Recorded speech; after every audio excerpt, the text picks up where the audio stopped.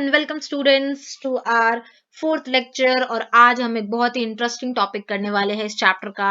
और अगर आपने मेरी अभी से पहले की वीडियोस नहीं देखी है तो please go and check out my videos. आपको ये पूरा चैप्टर समझ में आने के लिए सारी चीजें पढ़ना बहुत जरूरी है, क्योंकि ये सारी चीजें एग्जाम पॉइंट ऑफ व्यू से बहुत इंपॉर्टेंट है। तो अब हम आ चुके हैं एक बहुत ही इंटरेस्टिंग टॉपिक पे, जो कि आजकल की आप बहुत ज्यादा रिलेट करोगे आजकल के टाइम से, और आपको बहुत जल्दी समझ में आ जाएगा, बिकॉज आप ये अपने आसपास देख रहे हो डेली लाइफ में। ठीक है, तो आपको ये चीजें समझ में और जल्दी आएंगी। तो चलिए आओ देखते हैं कि आज हमें क्या पढ़ना है। Our first topic for today is, and basically for the topic today is intellectual property rights. क्या होती है intellectual property rights? Property rights, फिर किसी को लग रहा होगा प्रॉपर्टी राइट्स तो something which is related to property, land, जमीन वमीन, ये सब हमें कैसे समझ में आएगा। बट ये चीजें वो नहीं है। इंटेलेक्चुअल प्रॉपर्टी राइट क्या होता है, इंटेलेक्चुअल मतलब क्या होता है, इंटेलेक्चुअल प्रॉपर्टी राइट्स क्या होता है।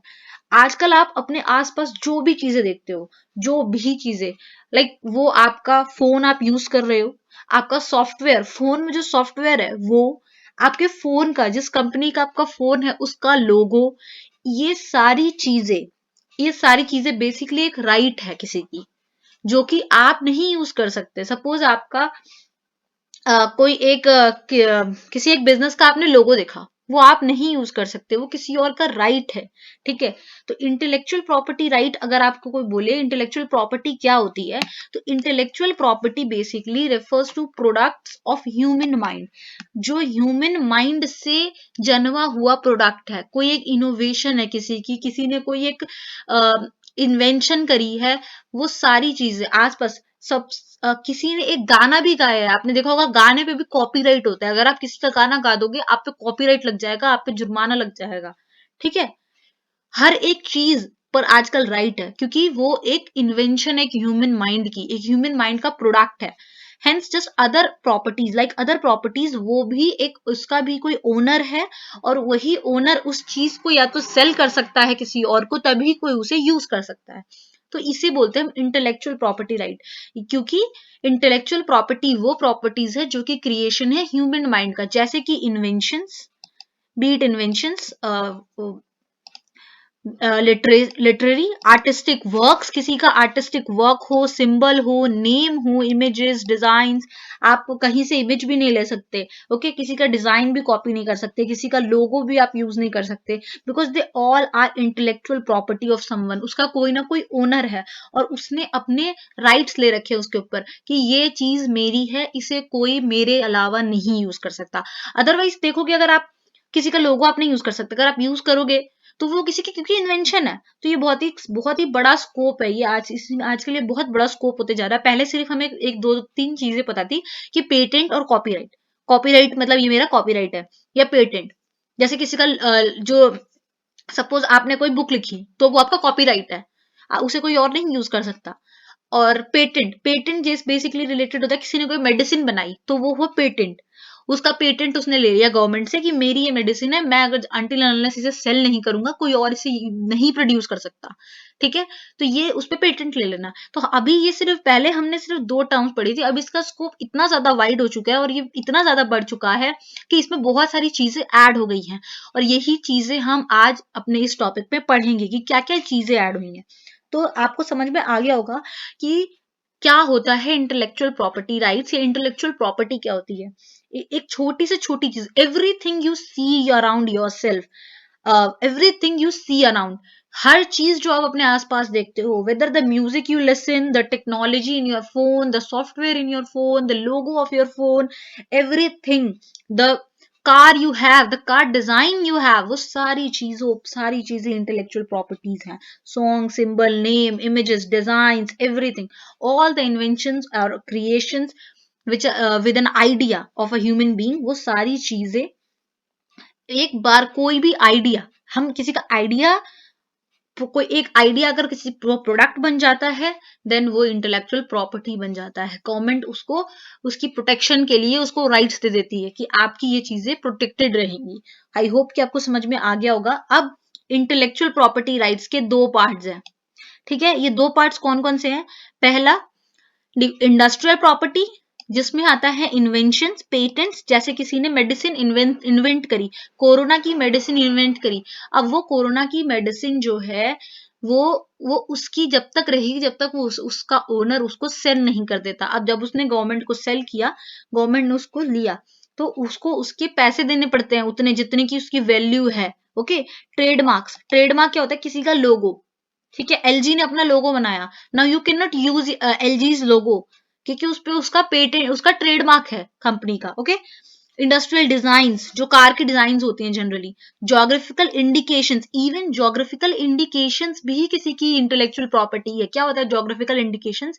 यानी कि एक जोग्राफी, एक एरिया जो उसके नाम से फेमस है। सपोज आगरा के पेठे, ये एक उस आगरा इज फेमस पेठे के लिए, तो पेठा उसका जोग्राफिकल इंडिकेशन हो गया। ठीक है, नागपुर के संतरे, कश्मीर के सेब, ठीक है, ये जोग्राफिकल इंडिकेशंस है।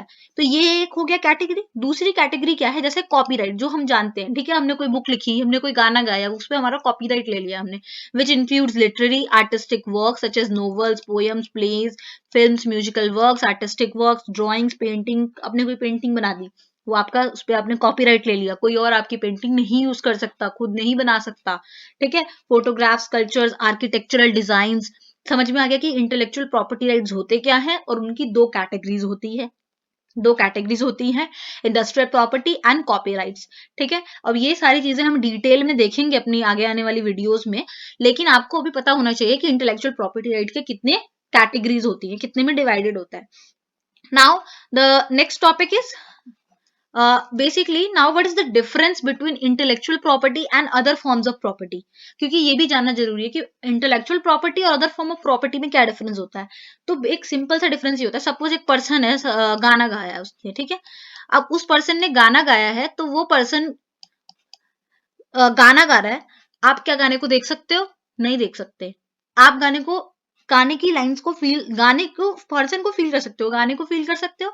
नहीं कर सकते हो। एक घर है, you can see the house, you can feel the house by touching the house.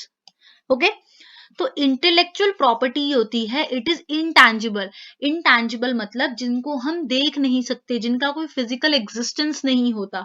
ठीक है, which can not be defined और identify by its own physical parameter, जिनकी कोई फिजिकल एग्जिस्टेंस नहीं होती, जिनको हम अपने नेकेड आइज से देख नहीं सकते, जिनको हम फील नहीं कर सकते।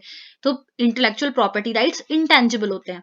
And the scope and definition of intellectual property is constantly evolving with inclusion of newer forms. इसके नए नए फॉर्म्स आते जा रहे हो और ये इवॉल्व होता जा रहा है इंटेलेक्चुअल राइट। जैसे मैंने आपको बताया कि पहले हमें सिर्फ कॉपीराइट और पेटेंट पता था, बट अभी देखो अभी बहुत सारी चीजें इसमें आ गई है, जैसे trademark, geographical indications, plant variety, semiconductor, integrated circuit layout design क्या होता है, ये सारी चीजें, बहुत सारी चीजें, तो इसका स्कोप बढ़ता जा रहा है।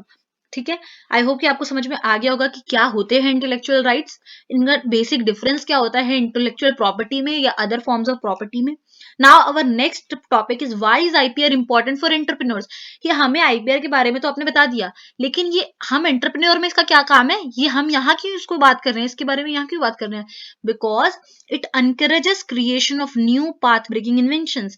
अगर हम लोगों को किसी चीज पर कॉपीराइट नहीं मिलेगा, ट्रेडमार्क नहीं मिलेगा, क्या किसी पर पेटेंट नहीं मिलेगा हमारी इन्वेंशन पर, तो क्या हम वो चीज करना चाहेंगे? क्या हमें इंकरेजमेंट आएगी नई इन्वेंशंस करने के लिए, इनोवेटिव आइडियाज लाने के लिए, such as cancer cure medicine? क्या कैंसर क्योर मेडिसिन लाने की इन्वेंशन, क्योंकि हमारा, हम जब तक हम कोई चीज बना रहे हैं, हमारा उस पर हक ही नहीं होगा, तो क्या हमें अच्छा लगेगा? बिल्कुल अच्छा नहीं लगेगा। हमारे अंदर क्या इंकरेजमेंट आएगी कि हमें भी ऐसा कुछ करना चाहिए? ठीक है, इट इंसेंटिवाइजेस इन्वेस्टर्स, हम अपने वर्कर्स को इंसेंटिव्स देते हैं ताकि वो काम अच्छा करे। इसी तरीके से हम जब तक हमारे अंदर एक इंसेंटिव नहीं आएगी कि हमें कोई चीज प्रोड्यूस करनी चाहिए, कुछ एक नया इन्वेंशन करना चाहिए, तो इसीलिए इन्वेंटर्स को, ऑथर्स को, क्रिएटर्स को इंसेंटिव्स आए for their work. It allows the work created by a person to be distributed and communicated to the public only with her or his permission. उसकी खुद की परमिशन हो तभी उसे डिस्ट्रीब्यूट किया जा सके। Therefore it helps in prevention of loss of income. Okay, it help authors, creators and developers, owners to get recognition for their works. Obviously बात है, उनको उनके काम के लिए recognition मिलेगा, इस वजह से वो उनको encourage करेगा for the creation of new and path breaking inventions. Okay, I hope कि आपको समझ में आ गया होगा कि IPR की क्या importance है entrepreneurs के लिए. ठीक है, तो आपको IPR का full मतलब समझ में आ गया होगा क्या होता है. अब IPR की टाइप्स वो हम अपने नेक्स्ट वीडियो में देखेंगे. तब तक के लिए thank you so much for